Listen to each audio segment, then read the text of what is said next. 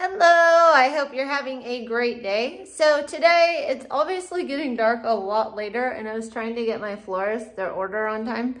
So I went out and I cut a few zinnias. I had some zinnias I recut. I grabbed a whole bunch of stuff and I took to them. They put another order in for Monday. I told them I'm not real sure about the zinnias and they said that's fine. Bring us all the other stuff. And then I made my bouquet subscriptions because I have an appointment here in a little bit and I need to get back to town, but I got both of them done. So I'll turn it around and let you look at the first one. I just think these turned out gorgeous. I love the yellow lisianthus. I love this little beauty, my celosia. And then on the back side, I did the white lisianthus.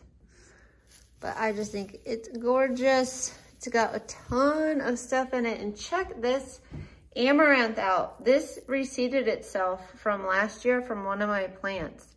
And it's all fuzzy and purple and beautiful. And I don't even think you can get it like that. I've never seen it. So they got that in their little subscriptions. And then the other one is similar, except for I did add the purple and the pink. There were 3 purple ones in this one.